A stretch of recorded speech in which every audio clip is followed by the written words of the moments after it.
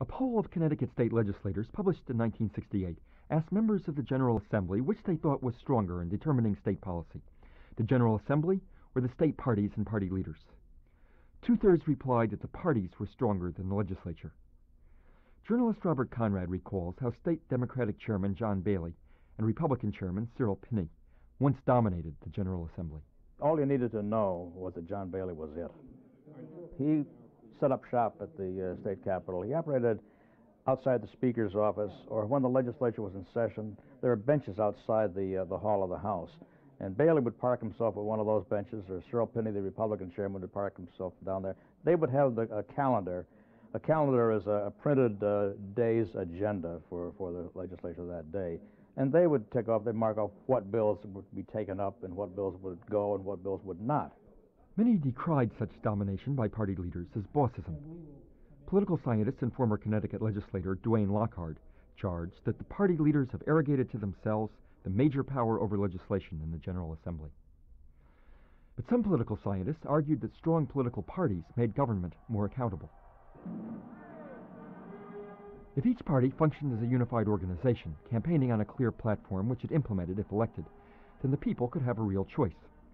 Voters could hold the party responsible for the actions of its candidates and vote the party in or out as they saw fit. This view was called the theory of responsible party government, and Connecticut was widely considered the state which came closest to having responsible party government. But the Connecticut reality was not quite so simple, for Connecticut's party system was shaped in large part by its peculiar way of allocating seats in the legislature.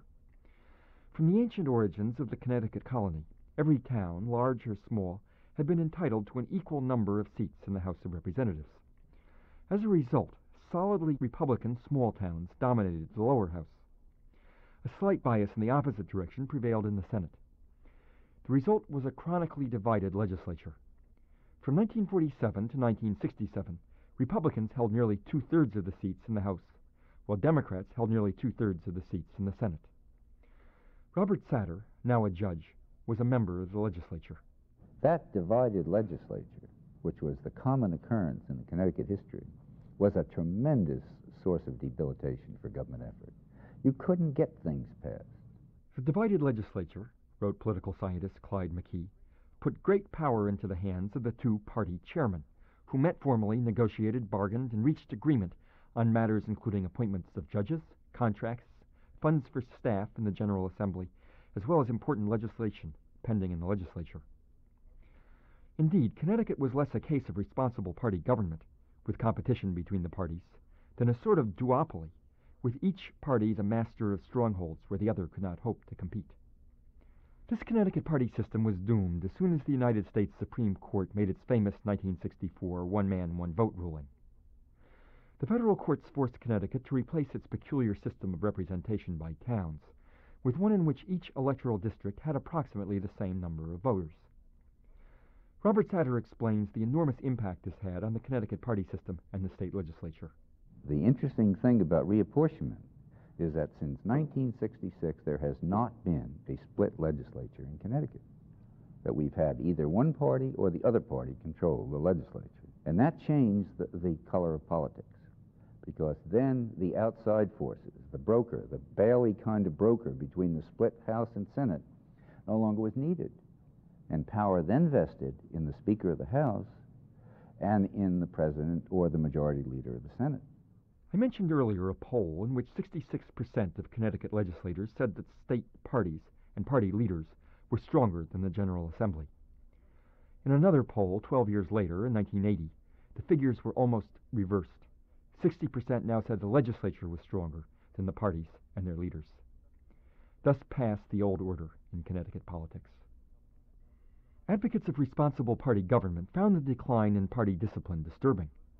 Political scientist Kurt Beck, for example, asked to what extent the weakening of political parties has curtailed the people of Connecticut's ability to control the power and policies of their government and legislature. He answered, since critical decisions are reached by a relatively large group of elected officials who refuse to consider themselves bound by party policy or discipline, the people are really not in an effective position to react to the actions of their government. Former legislator Astrid Hanzalek also expresses concern about the decline of political party discipline. Many years ago, the great state party chairmen were able to maintain a certain amount of discipline, and that was reflected in the kind of discipline that the leadership in the legislature was able to exert over the members that were there. I wonder whether the pendulum has not swung too far in the other direction. Certainly, making decisions in smoke-filled back rooms was not an ideal way to govern. Certainly, to have one or two powerful leaders call the shots, leaders that weren't elected by anyone, who represented themselves and their own interests and their friends more than the people of the state, that's probably not a good idea. But right now, our democracy is so pure that we often border on anarchy. It is doubtful whether the Connecticut party system, with its boss rule, overrepresentation of small towns, and lack of genuine competition, ever really provided an effective mechanism for the people to hold the government accountable. But there can be little doubt that some such mechanism is necessary. Connecticut has had representative government for 350 years.